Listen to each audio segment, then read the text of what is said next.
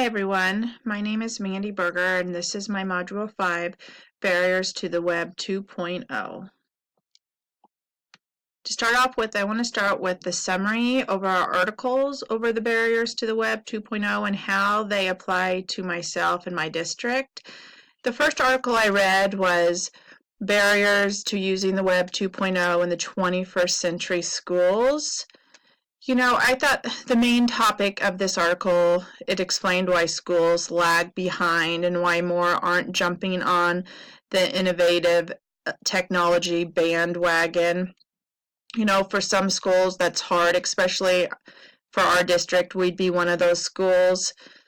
For us, money is a huge issue. Lack of training, lack of support, and honestly, I hate to say it, but lack of time, and all three of those were mentioned in the article. We are short-staffed. A lot of our teachers have 2, 3, 4 roles they have to play throughout the day, and time is a huge factor. We don't have a big technology support either. A lot of the teachers lack the proper training on different technology that is out there. I also, like the article mentioned, I feel like school culture is also one of the barriers in our district. Our district focuses very high on literacy, and technology isn't a high concern. Our article mentioned, a lot of it depends on what your school focuses on, whether it's arts, technology, literacy, and I do agree with that. I think some schools tend to focus bigger on other areas, and for us, technology is not a big area. And then lastly, this article just touched on the digital divide and how not all schools are created equally, and that is completely true, and I see that with our district. The second article I read was the 7 common barriers that obstruct tech adoption in education. The first common barrier was no vision, and I do believe that is a huge problem for our district. There is no technology vision at all. I feel like all of us teachers are kind of out on our own, and there's really no rules. We can use whatever we want. We all kind of have different rules, especially when it comes to cell phone use, which drives me crazy. And to be honest, I feel like is highly unfair to the students because they don't know from classroom to classroom what they can do and can't do, and it's confusing at times, which I don't feel like it's fair. The second one is, what is the teacher's role in the classroom? Our role as teachers have become, I'd say, wider. We're expected to be counselors, to deal with social emotional problems. We're no longer there just to teach the core curriculum. We're expected to do so much more, and technology just seems to add to it. We also have to consider the third common one, which is the achievement gap, which I think directly ties in with the digital divide. We have that huge, at least my district has a huge achievement gap, and you can tell the difference between the lower kids and the higher kids, and that kind of ties in with the kids that have those resources at home to do schooling beyond the door. The fourth one is teaching and sharing and replicating your ideas. When teachers do something great, we've got to find a better way for them to share and replicate their ideas on a bigger scale so other teachers can take from those and try and use the same things. Money is a huge barrier. Beyond looking at also beyond the textbook and providing all these extra supplementals. At my school, each teacher is allowed so much money to buy new resources a year than anything else is out of our own pocket. And we do have a little bit more money than we'll say our neighboring district where one of my friends teaches at, and she gets $200 a year. And anything else she wants, like I mentioned, like us, it comes out of your own pocket, and that's a lot. A lot of teachers don't have the means to use all these wonderful technologies because of the cost. And then on top of that, the last one, that common barrier of you need a strong infrastructure. Our school doesn't have one, and maybe if we had the technology, we would have one. We have one tech to share between both buildings. And most of our stuff is old and outdated, so he's constantly fixing, constantly updating. Half the time, I'm going to say my computer at school doesn't even work, so we're definitely behind the bandwagon. The third article is the digital divide. A quarter of the nation is without broadband. This one definitely rings true to my district. The district I teach at is in a very low income district, and there are a ton of students that once they walk out that door, they are unplugged. They do not have access to internet. They do not have computers at home. You know, a lot of these kids do have cell phones, but you can't honestly rely on cell phones to do your work. Lastly is open educational resources. You know, I think these are great for at the college level. I've loved them as I've gone back to school and done all my online schooling through Fort Hays. They've been great. You know, they help cut down on cost.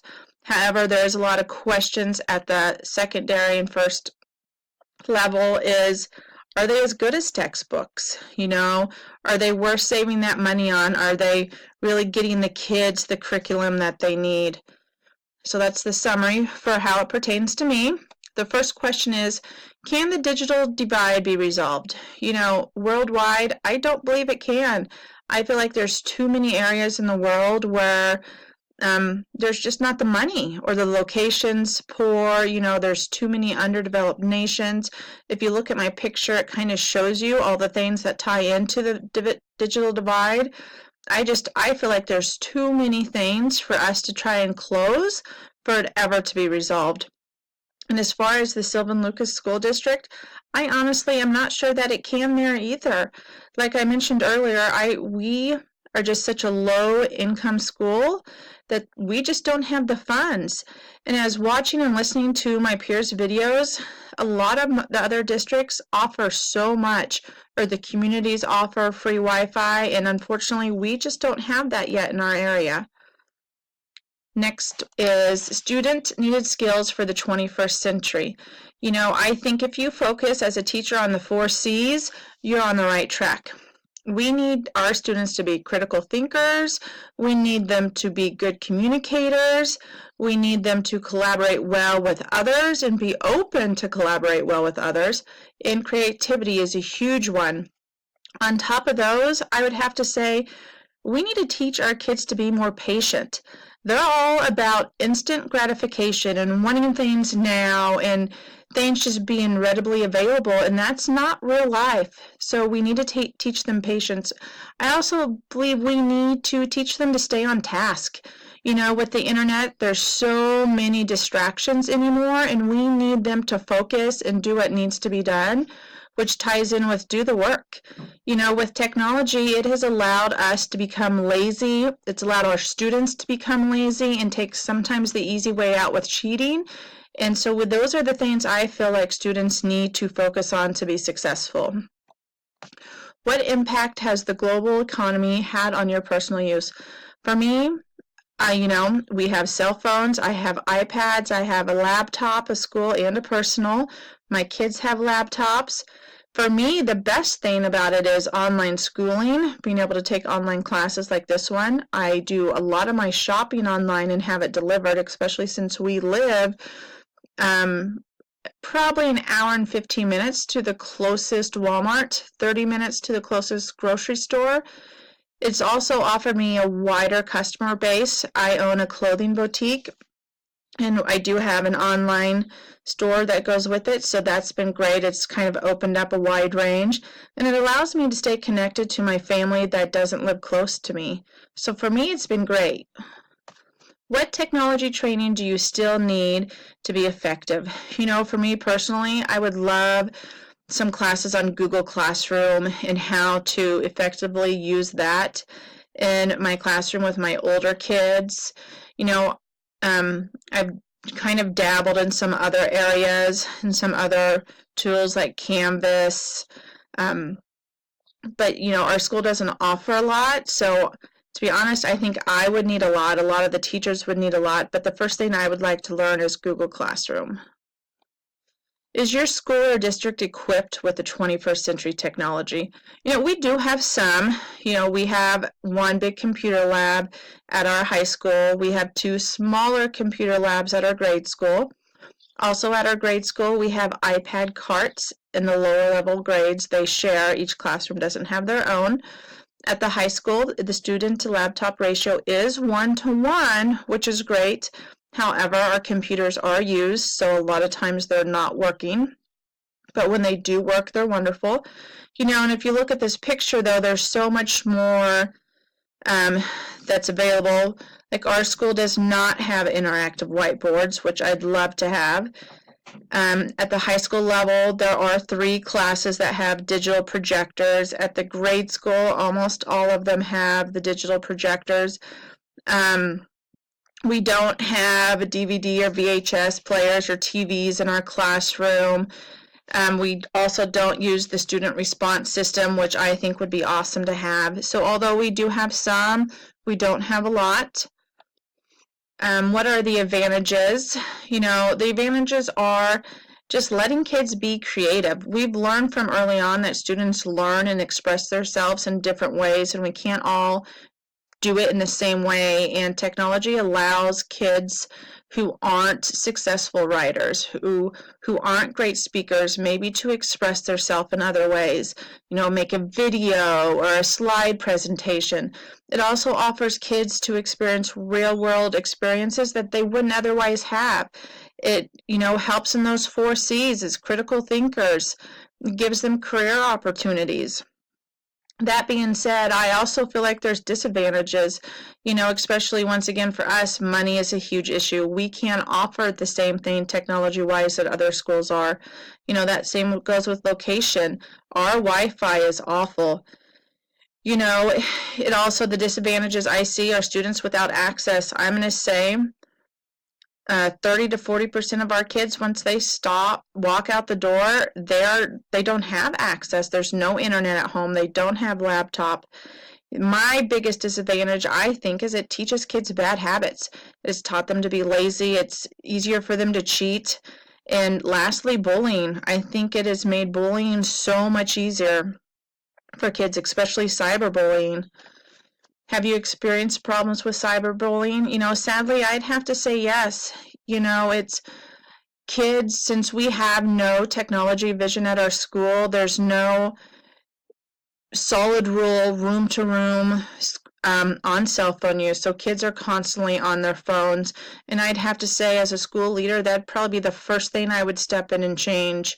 I don't like that, kids are disconnected and shut off from the world. Most of them can't hold a proper conversation or write a letter. They're so used to texting. Last year we had an incident with a girl sending what she thought was nude pictures to her boyfriend, and it went to a group message instead, and then the kids just continued to share it around the school. These kids are too young to realize the implications that these messages and these pictures and this cyberbullying they're doing will hold with them for the rest of their lives. Their brain are still developing, and they don't realize that, and it is a huge problem. And although technology is great, at the other times it's scary when kids don't know how to use it properly. Overall, I liked this assignment. I do think, watching my peers and listening to theirs, it is kind of a eye-opener to see how much other schools have compared to how little my district does have. But, I think at times I'm okay with that too, because like I said, technology is kind of a double-edged sword. Although it's great, it also is bad at times. So I hope you have a great day, and thank you for listening.